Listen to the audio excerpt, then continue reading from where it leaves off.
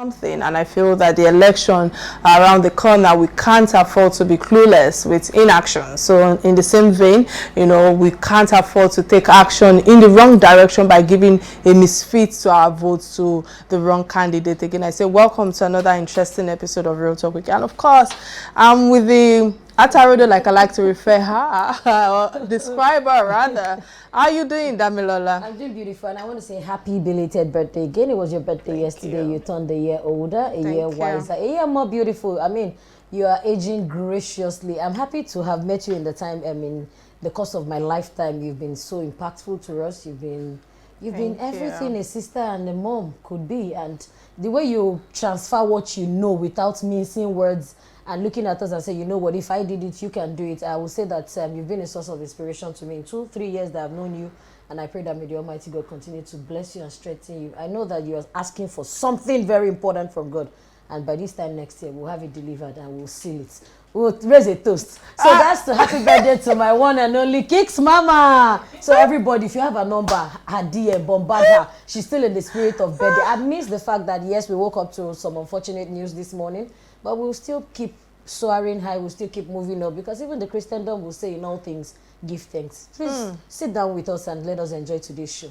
All right, fantastic. Many thanks for your wishes. And I just want to say, if someone should hear I say mommy or mama, I've seen a young girl. I've seen a young lady. She's 40. A young lady. Yeah, thank you. I like that. 40. I like that. Sweet 40. I like when people see me on the streets of Lagos or Nigeria and they cannot actually wrap their head around the fact that I have got 3 children. Sometimes I want to go further and even give them more details. I say, okay, no, because okay, it's okay. All right, quickly, but many thanks, problem, and I must say, I wish that our other co-hosts are actually watching. I don't like to, sometimes maybe I lack diplomacy in sharing my emotions. I must say that without not putting down the works of the rest of the co-hosts, I must say that you've put in the most effort, commitment the most, and truly I really appreciate that about you. But moving on quickly, I think it's time for our On This Day initial segment. Stay with us, we'll be right back. We keep it real on this platform.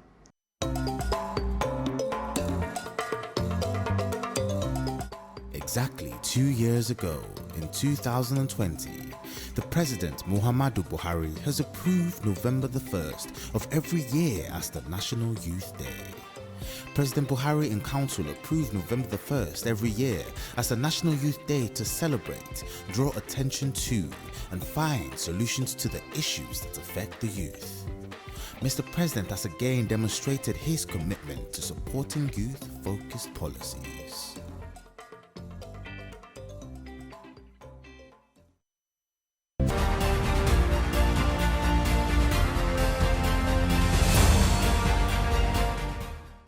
All right, many thanks for staying with us. Damilola, quickly, what's your take on today's segment? First of all, I think I want to say Happy National Youth Day to the Nigerian youths. I know that the youths of our time were quite resilient, we are focused, we are determined. Amidst whatever happens, we still get up and fight back. So it's one thing to know Nigerian youths as dogged people, as rugged people. They can withstand the weather, they can withstand the storm. And some of us, of course, have shown great responsibility in nation building, capacity development within our society, and of course outside the country. Nigerian youths are also making us proud. And if we look at the percentage, of course, between the ages of 15 to 35, with about 16.8%, that's about 33.6 million of the Nigerian population making up youth. I mean, that's no joke to say the Nigerian youths are doing well. However, I think another part where we need to brace up more is 2023. I would like to say this to every Nigerian youth listening, like when Kike started our opening remarks, to say, if you take a wrong step, definitely you have a wrong answer. There will always be, if you take a wrong direction, is the wrong step, and there will be rippling effects to doing things the wrong way. So the Nigerian youths, I implore us to look beyond our stomachs and stomach infrastructure and things that we want to gain on the immediate, to do the needful and to contribute to the society. All right, fantastic submission right there. I think that, on this day initial segment just helped me to further look at President Muhammadu Buhari's administration, to know that he's focusing more on policies. There are a lot of policies that he has actually put a cap to during his administration. And yes, National Youth Day is a good one for the youth, in as much as, the same president have also, he has thrown the youth under the carpet, sometimes with some of his statements. But I always feel that maybe sometimes it might be that he doesn't actually know how to communicate his thoughts properly, and it comes out wrong, but with what he has done, I really also want to use this on this day segment to actually call on the youth to actually do the right thing, vote for the right person, so that all the hardship, all the economic downturn can come to an end, and we can actually move forward to look for how we can consolidate and perfect our country. Look at other countries that we always take our money to in terms of tourism. We can actually create such enabling environment, so to speak. I think enough of that. Let's quickly get the message from our sponsor. Stay with us. We'll be right back.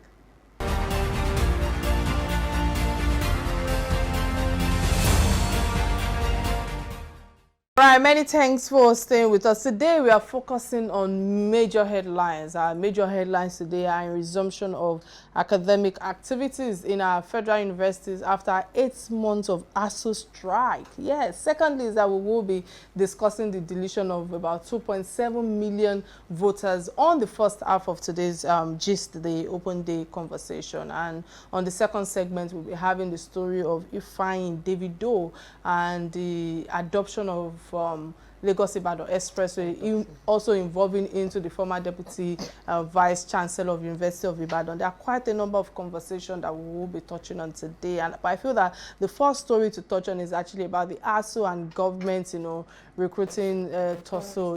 It's just, there are a lot of mixed feelings to this, among the students, the lecturers, and of course, following the academic, I would like to say staff union of universities as well. I mean, ASU, in terms of their conditional suspension of the 8-month strike, which I feel that, I think it commenced on February 14th, 2022. And of course, the resumption of academic activities last Friday as well. I just feel that ASU members, they've opted for unconditional suspension of the strike. The union said that they've called off the strike due to a court order and, of course, appeals from Nigeria. But I think the first talking point for me, Damilola, is the fact that I feel that these issues are not resolved. So I'm wondering, in my head, I'm feeling, why are we pending unaddressed issues? The union national president as well, I think Professor Emmanuel Oshodeke also said that the decision was not,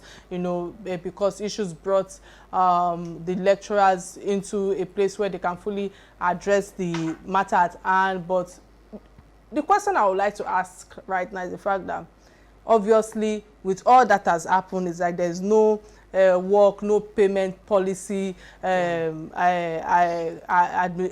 how will I put it now? Situation that have been created, despite the fact that ASU members went on strike, for a long time, for 8 months, and the President Muhammadu Buhari administration have insisted on that no work, no policy, no pay policy. No work, no pay policy. What's your take on it in terms of how to motivate staff, how to motivate people to work, and also knowing that these days, I keep bringing in the adoption of the developed country, because as far as I'm concerned, we are quick to always want to copy them, but we don't copy them the right way. In an environment where people live on incentives, not just salary now, how do you want to motivate people? What's your take on this? Well, I'll start from the international community to say that I think sometimes around this year, a few months back, even the CBN released the statistics that well over $1 billion had gone into the UK education system from Nigerian students traveling abroad. It shows us that yes, Nigerian students yearn for knowledge. They want to help themselves. Education is knowledge. Knowledge is light. Knowledge is key. Now, a professor or a politician wouldn't have been a politician if not for a teacher. And I remember days back in the day where we would have debates in our secondary schools, a teacher is better than a doctor. And you keep wondering, really, and I sat here and I was thinking again, like, a teacher is better than a doctor. A teacher had taught a doctor. Fine, the doctor will be the one to treat the teacher, but without knowledge, the doctor does not even know what to administer. So if we now put our educational system under the bus, how then you go out and you hear things like, oh, Nigerian youths are unemployable. Because over the weekend, I had an event and I kept describing to one of my ushers, I kept describing, and in my head, I'm like, can't you just understand simple description? But one might say, as we might strike, let's be 8 months, so description go and run away. So it keeps us back in that vicious circle to say we have given the mantle of leadership to some of our leaders that we thought we trusted. Now this is what we get for it, and I think our leaders should just man up to the responsibilities of the duties that we have given them. You cannot be a politician. This food that you are eating, whatever has been a source of your livelihood, must have come because of a teacher. Even in business, if you have not gone to school, if you're doing business, somebody must have put you through that business. That is teaching. So if it's now our educational system we really want to collapse and be nonchalant about, I don't think Nigeria is heading for a good way in the future. Because at the end of the day, is our boycott half education, which is still affecting us till today.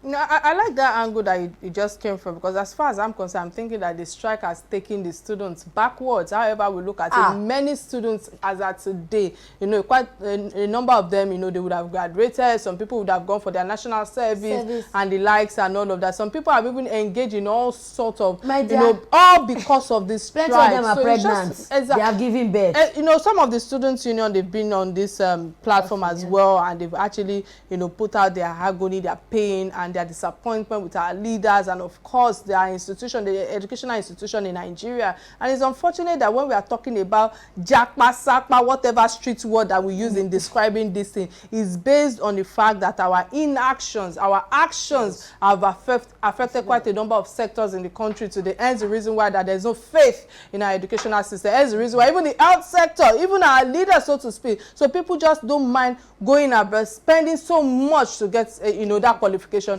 With some of them might want to return, some of them might even decide to say we are no longer coming back. So with all that we have said now, are students going to even be rushed into the academic session? Because I've seen, my fiance and I were talking yesterday, and was talking about how he's doing a course in one of these top universities and all of that, and he was talking about how timetable is already out. They are thinking of rushing people and the likes and all of. So JAM itself have already said that they won't even cancel or join together administration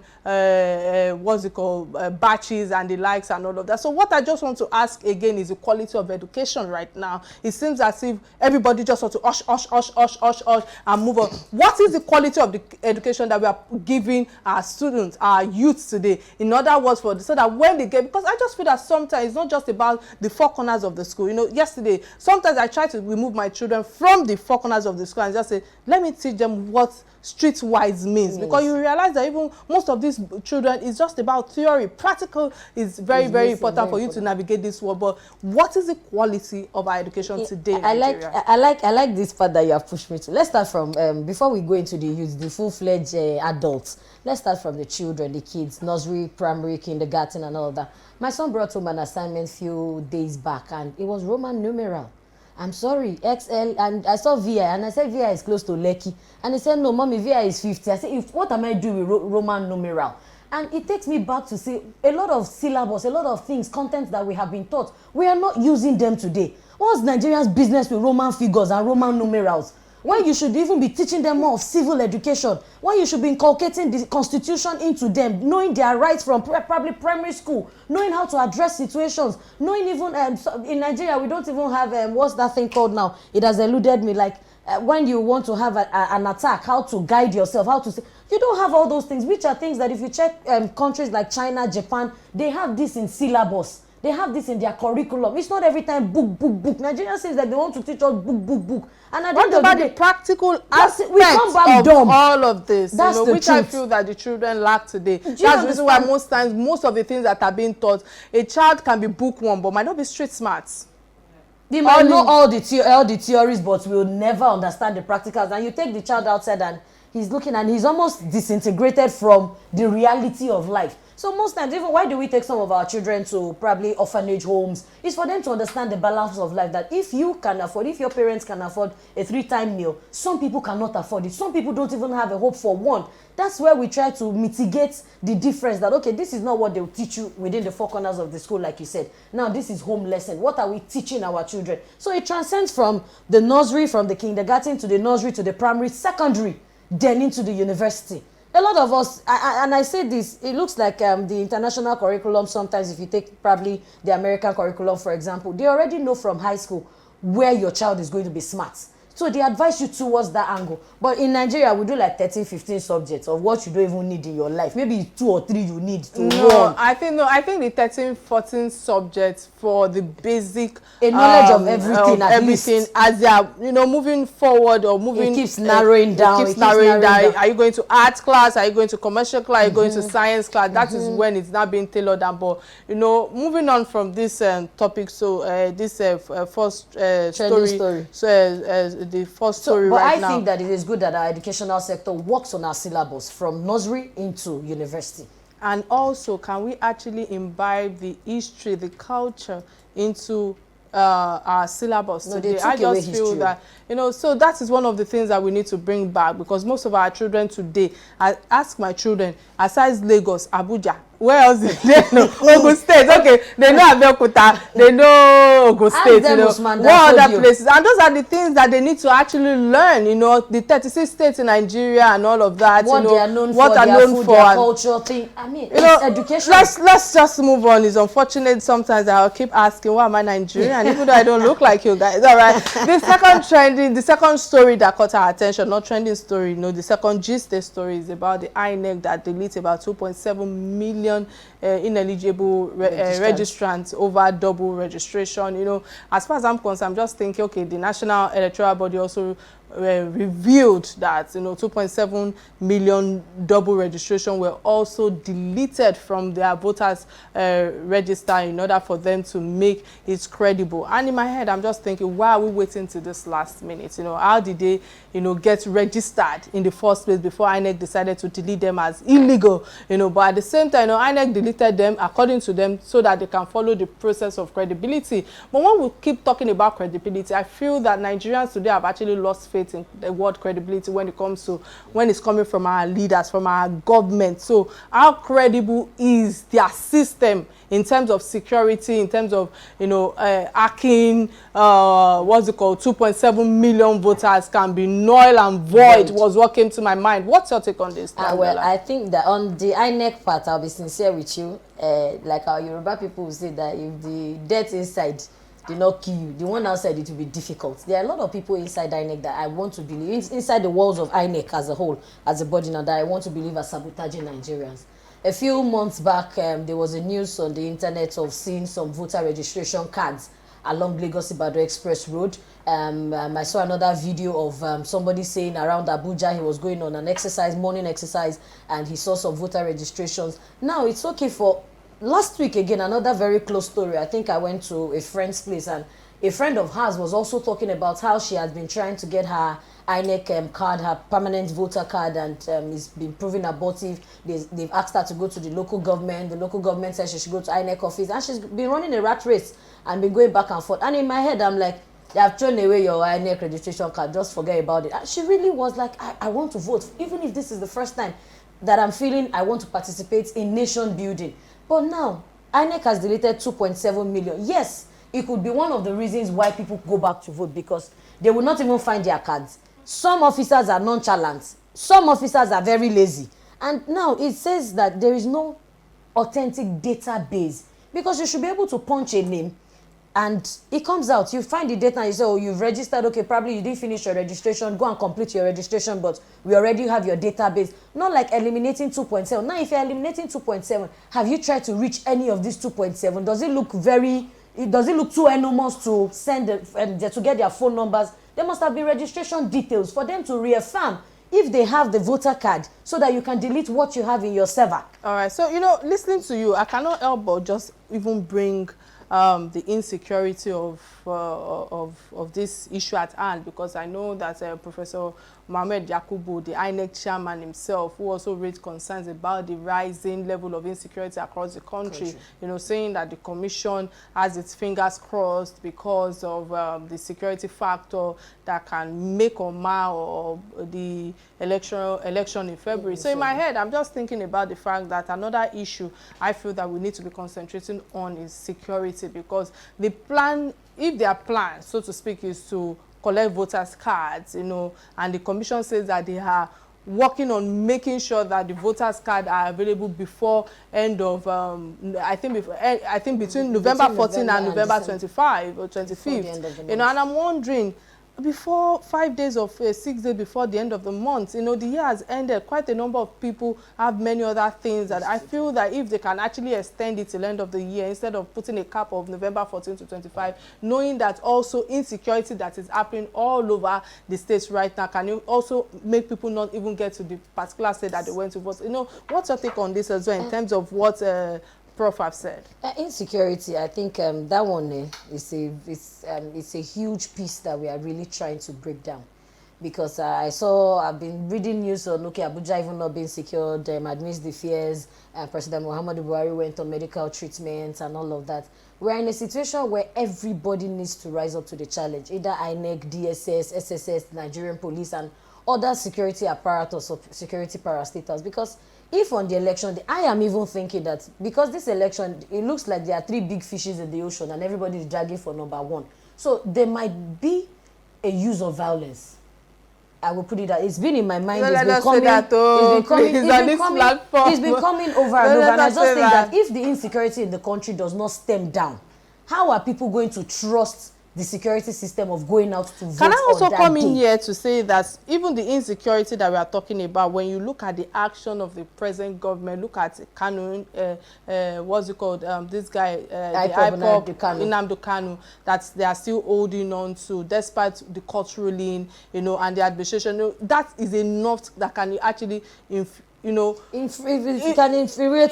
people in terms of protest. Let me put it like that. We are not saying violence and the likes and all of that. So if our leaders can actually sit down, dialogue, you know, look for out the way to maneuver things and have a solution to most of the challenges we have at our, and maybe some of this insecurity that the INEC chairman have raised might be put behind us. Yeah, there might be, you know, some of these styles, you cannot rule that out, but if it is well coordinated and all of that, and they too actually can do the right thing in terms of putting peace and orderliness into court of law and trying to make sure that, you know, even the policies that they are creating, at least can you please uphold it, you know. It's just unfortunate about. Quickly, we need to move on, you know, before we move on to another story. Let's get a message from our sponsor. Stay with us. We'll be right back.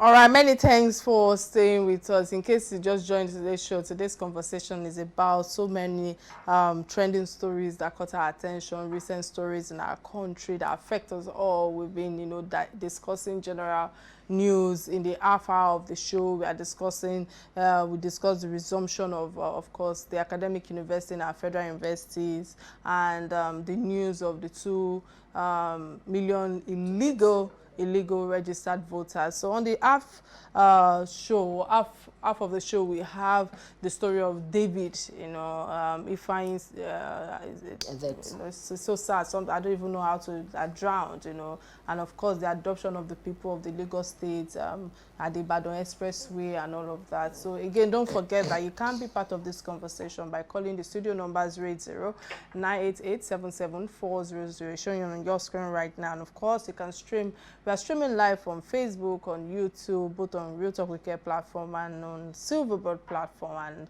And I must say many thanks for those who have been streaming live. I do not take it for granted. There are quite a number of people that have been saying, you know, after the show that I'm being told, you know, that the viewership have increased, and I say thank you for being fans, for, you know, for the commitment, and of course knowing that, you know, data is actually very expensive in Nigeria, but staying committed is something that means a lot to me.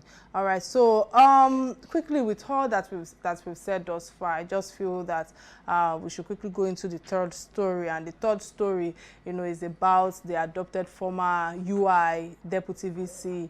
I think Agbaje, you know, who regained freedom, and according to him, he said it's a new day today. You know, let me quote him: "I'm happy by my kidnappers yesterday evening after spending 2 nights," according to him, in the thick forest of Ogun and Oyo State, and that he was shot at the head during the adoption process. But he thanked God that the bullet didn't go through his main head, but went through his car windscreen. He only left a skin deep wound.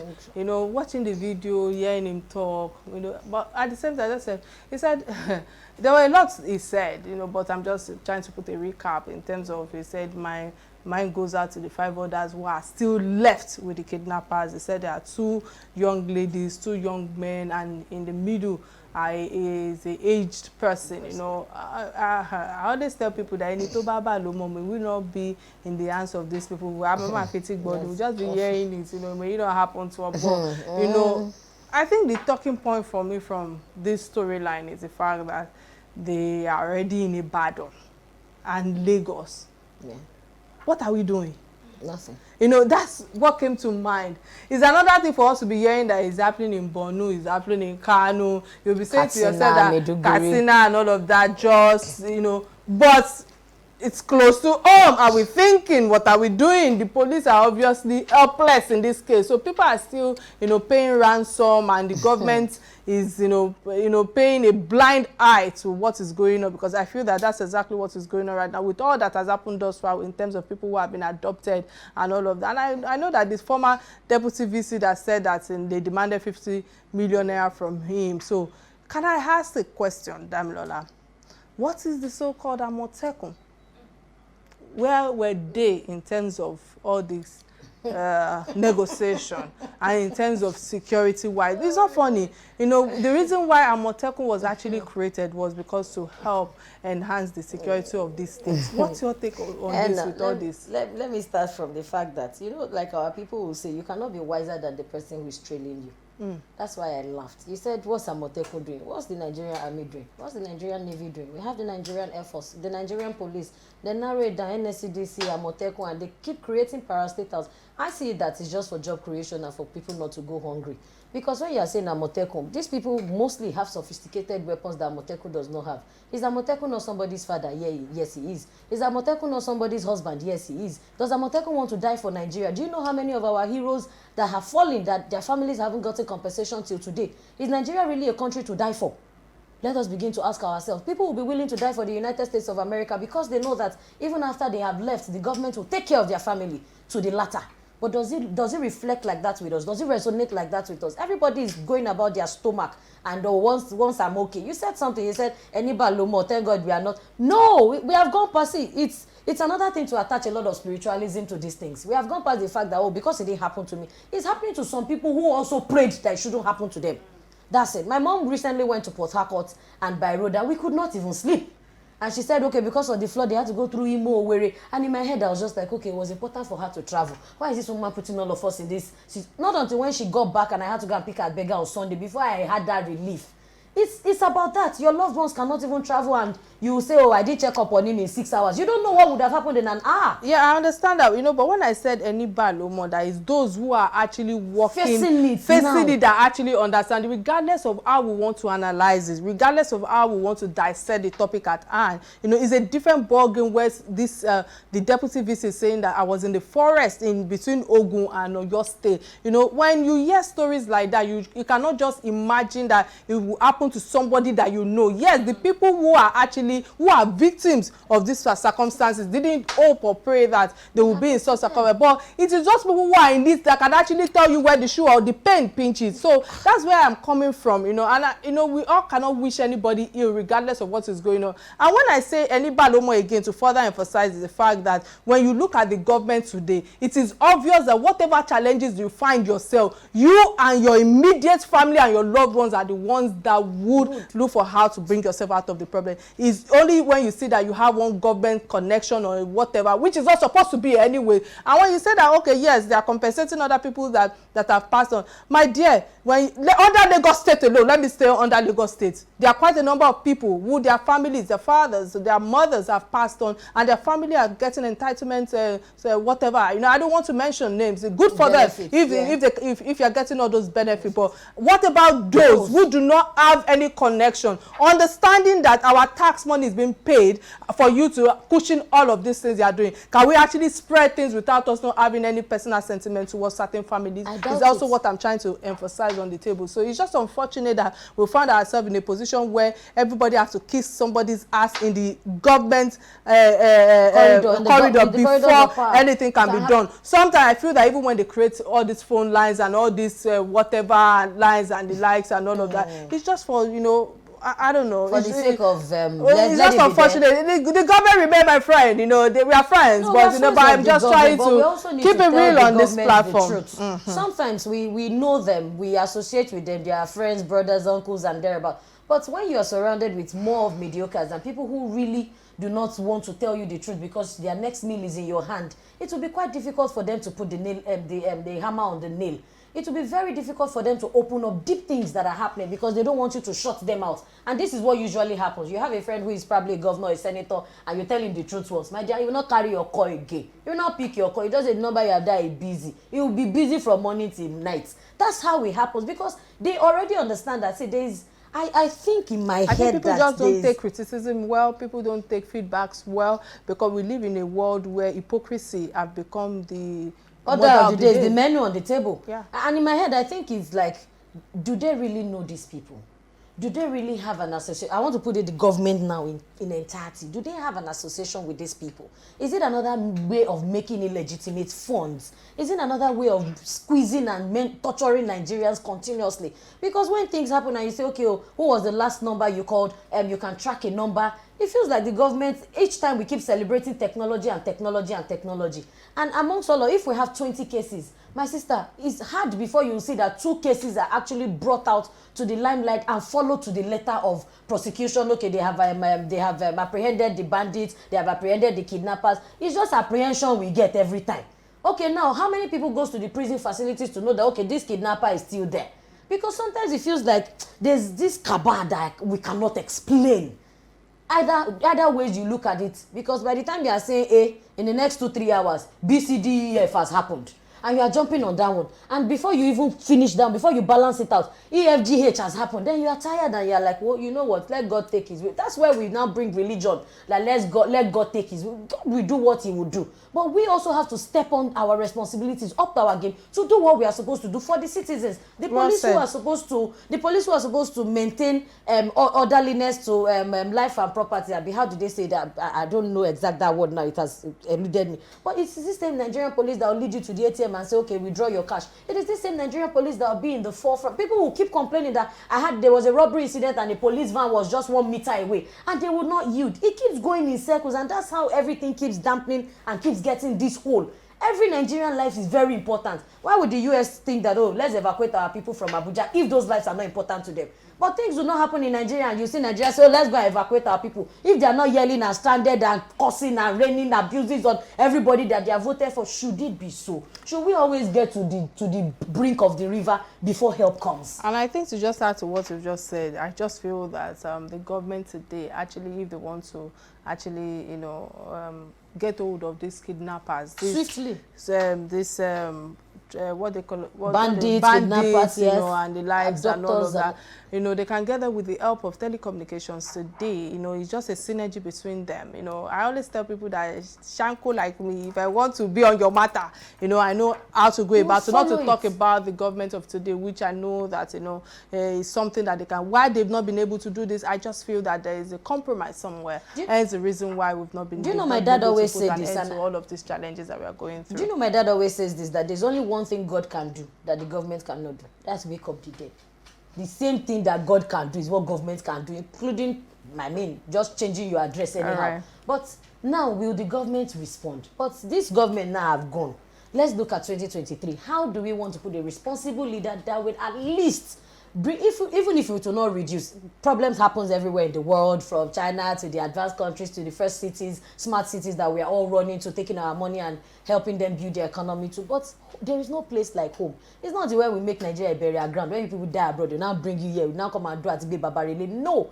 If you have even gone out of the country for one reason or the other, in gaining knowledge, enhancing yourself, skills and all of that, please, it's not enough for you to just say you want to pass on abroad. Come home and reinvest. Let us put these hands together. If we need 1 million and we are finding 10,000, we are not going anywhere. This that you just touched on, like, there's no ease of doing business in Nigeria, so the investors are not even coming in the first place. So how do you expect the same government who are in the corridor of power, who travel here and there to go and say they are going to do checkup and the likes and all of that? So it's just unfortunate that we find ourselves in this circumstance.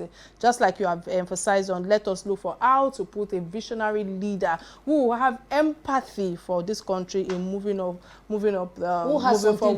into the country and all of that, and their children not schooling abroad. Well, not schooling abroad, who knows? My children have to join the train soon. All right, all right. Then I think the last topic at hand is the fact that it's a painful one. I don't know how to start, but this last story is about Davido and Chioma.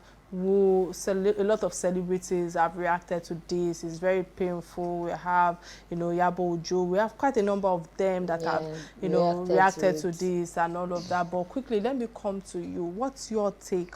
Well, I have goosebumps on me. Well, it's very unfortunate. I would like to really, really lend my heartfelt condolence to the families of the Adelekes and the Rolands, that's Chioma's family and David's family. It's really not, if you keep looking, I just have goosebumps, and it's really not a prayer for any parents to lose their children, to lose their loved ones. Look at from conceiving to nurturing the child, labor pains, and you hoping and having aspirations that, your son will grow into a man and he'll become this, become that, and that expectation is cut short prematurely, all of a sudden.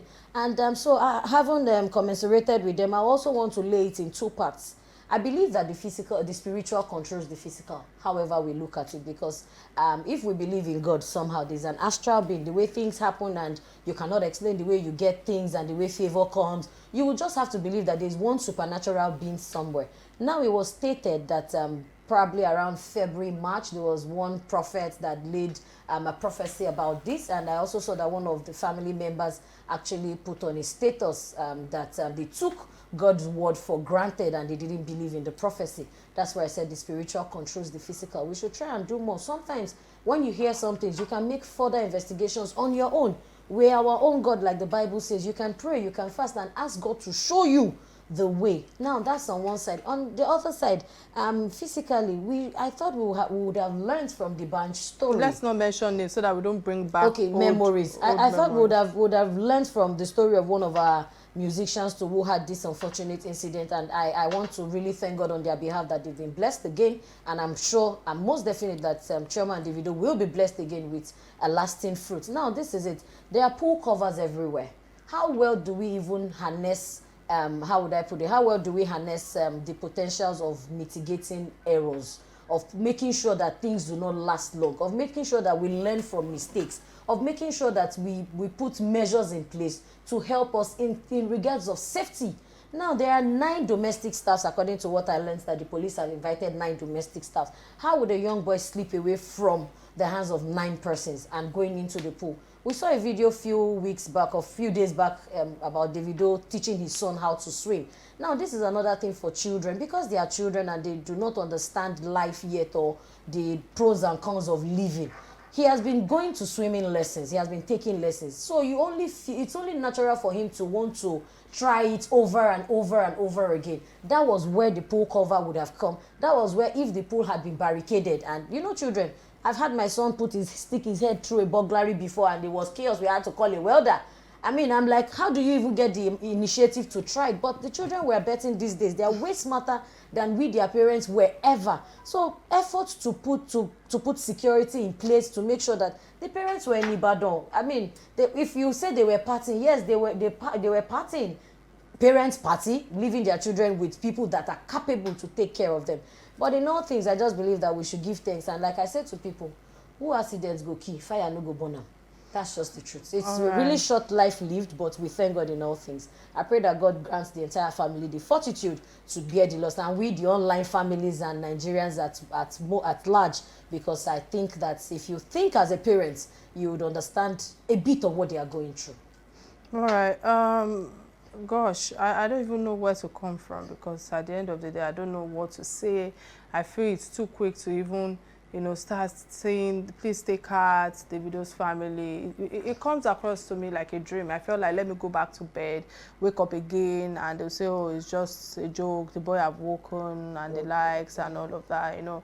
I woke up to the news, I'm still confused, you know, my daughter walking up into my room, you know, she complaining about something, and the likes, and I kept on thinking, okay, let me try and do my thank you, re-edit my thank you message, which I was actually composing yesterday night, but it was too long as usual. You know, I like to write stories and all of that. So I just felt sorry. I just feel sorry for them in a nutshell. And I say that only God can comfort them. Only God can comfort them.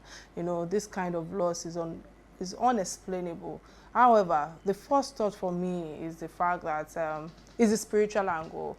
I'm sorry to say this. I'm illiterate and I'm an intellectual, yes, and I'm sorry, but my gut feelings just tells me that it's spiritual. Where am I coming from, Damilola? I feel that, you know, I'm not pointing fingers at any baby mamas. Please, I stand to be corrected here.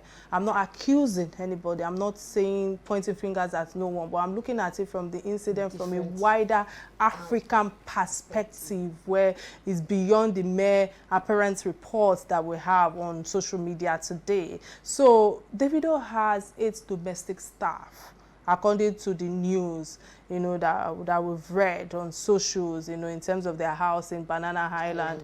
And I'm asking, how do we explain how a 3-year-old escapes the sight of 8 people to get drowned, only to be discovered later, not even immediately? So in my head, if I were to look at it from the appearance, you know, I will only say that there was negligence and carelessness, but that doesn't explain the carelessness of 8 people at the same time. Coincidentally, that's why I feel strongly about this as spiritual. You know, yes, maybe, you know, again, I sympathize with the family. I'm still hoping that we can see an update saying that, oh, it's not true, but I know that it has been confirmed. Sometimes we know we live in a world that we say, oh, we sentimental this thing, we hope that it's not true.